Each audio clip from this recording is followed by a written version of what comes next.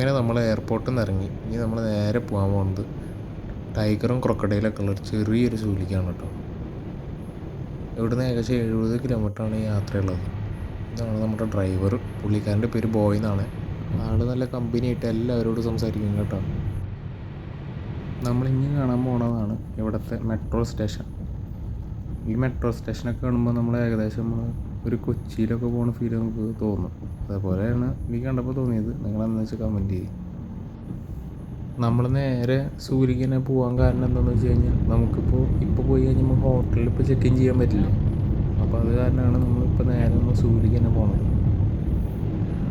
ഈ over bridge എങ്ങനെയുണ്ട് കേട്ടോ, അല്ലല്ലേ? ഈ ഓവർ ബ്രിഡ്ജ് നല്ല അടിപൊളി റോഡാണ് അവിടുത്തെ കേട്ടോ. സൂപ്പർ റോഡാണ്. അങ്ങനെ കാഴ്ചകളൊക്കെ കണ്ട് നമ്മൾ നേരെ യാത്ര ചെയ്ത് ഈ കാണാൻ പോകുന്നതാണ് ഇവിടുത്തെ ടോൾ സിസ്റ്റം. ഇവിടെ എങ്ങനെയാണെന്ന് വെച്ച് കഴിഞ്ഞാൽ നമ്മളിപ്പോൾ നേരെ പോയി ഇവിടെ നമുക്കൊരു കാർഡ് കിട്ടും. പുള്ളിക്കാരത്തി ഒരു കാർഡ് തന്നെയുണ്ടോ. ഈ കാർഡ് മേടിച്ച് നമ്മൾ നേരെ പോകാൻ പോണതാണ്. അപ്പോൾ ഇനിയാണ് നമ്മൾ നേരെ ടോൾ ബൂത്തിലേക്ക് പോണത്. ഇവിടെ അടുത്ത് തന്നെയാണ് കേട്ടോ. കുറച്ച് ദൂരം പോയി കഴിഞ്ഞാൽ നമുക്ക് ടോൾ ബൂത്ത് കാണാൻ പറ്റും.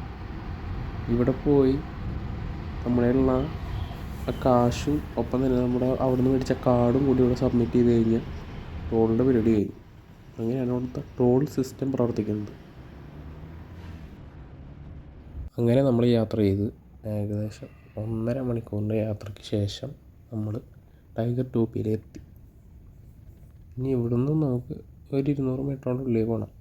എന്നാലാണ് നമ്മുടെ പാർക്കിങ്ങൊക്കെ അവിടെയാണുള്ളത്.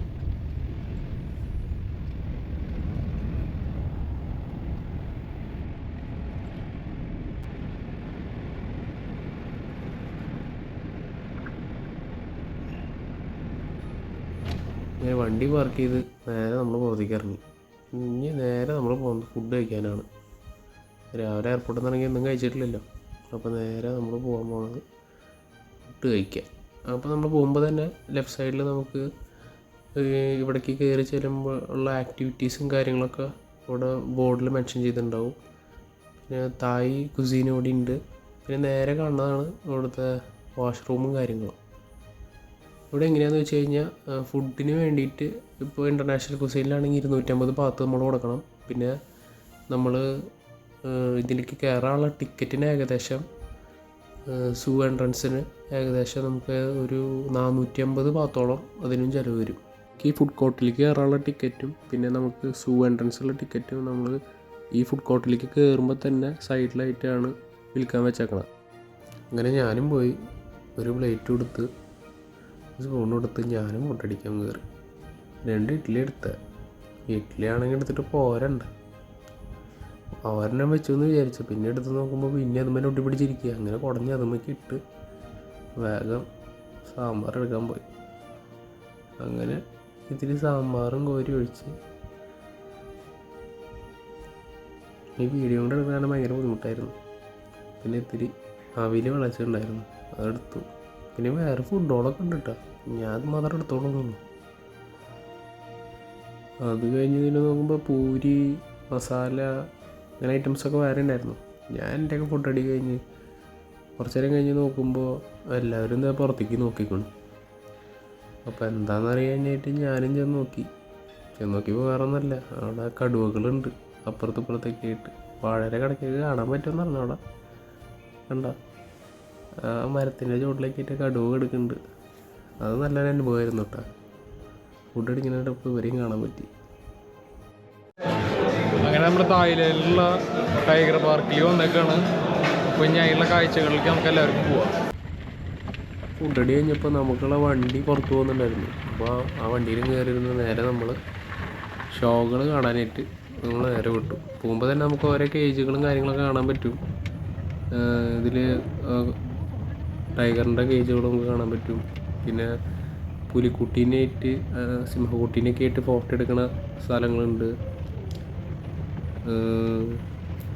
പിന്നെ നേരെ ഇങ്ങോട്ട് പോകുമ്പോഴാണ് നമ്മുടെ ക്രൊക്കഡൈൽ ഷോ നടക്കുന്ന സ്ഥലം. ഇതാണ് ക്രൊക്കഡൈൽ ഷോ നടക്കുന്ന സ്ഥലം. ഇവിടെ നിന്ന് ഇറങ്ങി അതിൻ്റെ ഒരു ചുറ്റുഭാഗത്തുള്ള വീഡിയോ ഒക്കെ എടുത്ത് നേരെ നമ്മുടെയുള്ള ടിക്കറ്റും കൊണ്ട് പുള്ളിക്കാരത്തിൻ്റെ അടുത്തേക്ക് പോയി കഴിഞ്ഞാൽ പുള്ളിക്കാരത്തി അത് പഞ്ച് ചെയ്ത് തരും.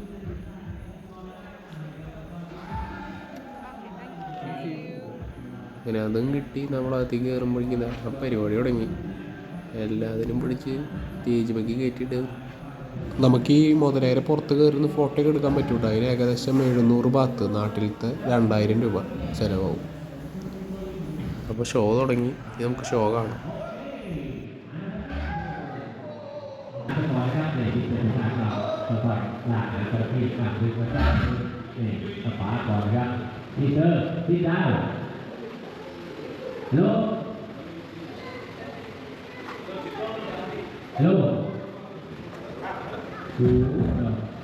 Có một cái clip cho đến cái gì không ạ?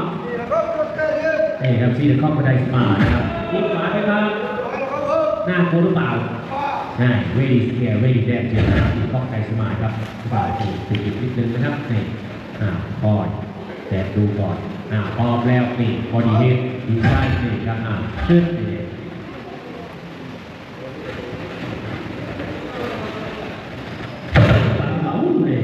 ดูอะไรครับตรงนี้ดูมันที่มีกี่ซี่ครับมันจะไม่ใช่ที่ทั้งหมดมี6ซี่นะครับซี่ที่10อยู่ที่สกอตแลนด์ครับตรงนี้นะครับมาสเตย์ฮัลโหลคุณมอนี่ครับถึงตำหลักดูทำไหนว่าค่อยเกียร์ก่อนนะครับเสียงซ้ายขวาไปก่อนครับพร้อมแล้วดิสเตอร์บุชานะครับโชว์แฮนด์ทีมงานดิสเตอร์บุชาครับ ready 1 2 3โอ้นี่ครับปุ๊บนะครับนี่ครับยังอยู่หรือเปล่าโชว์แฮนด์หน่อยดิสเตอร์วันชัยสไลด์คิสเข้าไปได้ครับหมอวันชัยก็จะอาสาสไลด์จุ๊บจระเข้จุ๊บกันนะครับไหนครับฝ่าแรกก็ไหนครับมวนหาจระเข้ก่อนดึงลงน้ำก่อนนะครับเคลียร์พื้นที่ก่อนครับตรงนี้ฝ่าเดินหาจระเข้หน่อยครับโอ้นี่ครับนี่ครับมันคงมาแก่พร้อมแล้วโอ้เป็นยังไงเปิดมามือโอ้หายอยากเลยครับเอาใส่ให้ดื้อดีไหมคุณหมอไม่มีอะไรเลยครับครับเพราะว่าเดี๋ยวควรก่อนนะครับเดี๋ยวจะแขนบอกกันที่ครับรอบ